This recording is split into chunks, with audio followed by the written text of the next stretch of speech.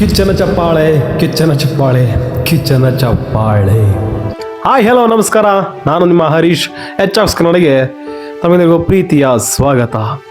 ಸ್ನೇಹಿತರೆ, big boss season 12ರ ಕೊನೆಯ ಕಿಂಚನ ಚಪ್ಪಾಳೆ, ಅದೇ ರೀತಿ ಕೊನೆಯ ಕಿಚ್ಚನ ಪಂಚಾಯಿತಿಯಲ್ಲಿ ಹಲವಾರು ಸುದ್ದಿಗಳು ಶುರುವಾದವು. ಅದೇ ರೀತಿ ಕಿಚ್ಚನ ಚಪ್ಪಾಳೆಯ ಬಗ್ಗೆ ಇಡೀ ಕರ್ನಾಟಕದಾದ್ಯಂತ ಕಿಚ್ಚ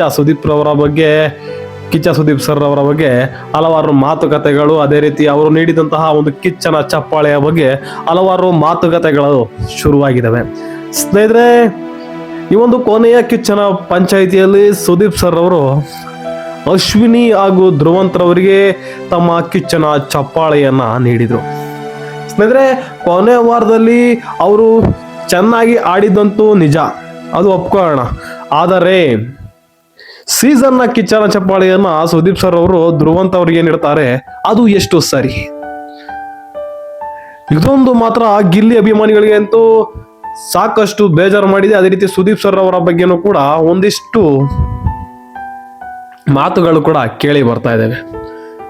ಸ್ನೇಹಿತರೆ, ಇಡೀ ಸೀಸನ್ ಪೂರ್ತಿ ಈ ಒಂದು ಧ್ರುವಂತ್ ಅವರು ಎಂಟರ್ಟೈನ್ಮೆಂಟ್ ಮಾಡ್ಕೊಂಡು ಬಂದಿದ್ದಾರೆ ಅಂತ ನಮ್ಮ ಕಿಚ್ಚ ಸುದೀಪ್ ಸರ್ ಅವರು ಹೇಳಿದ್ದಾರೆ. ಹಾಗಿದ್ರೆ ಗಿಲ್ಲಿ ಏನ್ ಮಾಡಿದ್ರು?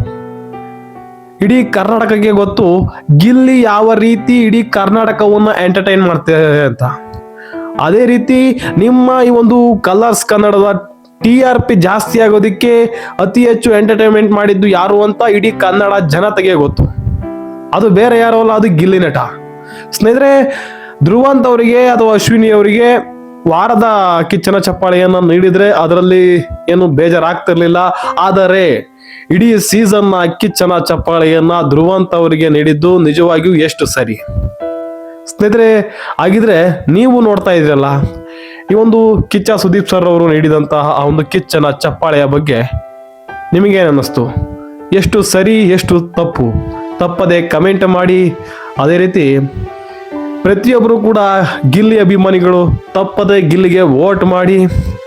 ಅವರು ಏನೇ ಮಸಲತ್ತನ ಮಾಡಿದ್ರು ನಾವೆಲ್ಲರೂ ವೋಟ್ ಮಾಡಿ ಗಿಲ್ಲಿನ ಗೆಲ್ಸೋಣ ಅಂತ ಹೇಳ್ತಾ ವಿಡಿಯೋನ ಇಲ್ಲಿಗೆ ಮುಗಿಸ್ತಾ ಇದ್ದೀನಿ.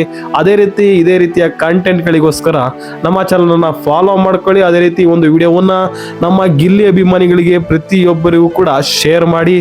ತಪ್ಪದೇ ಈ ಒಂದು ವಿಡಿಯೋವನ್ನ ಪ್ರತಿಯೊಬ್ಬರಿಗೂ ಕೂಡ ಶೇರ್ ಮಾಡಿ. ಧನ್ಯವಾದಗಳು.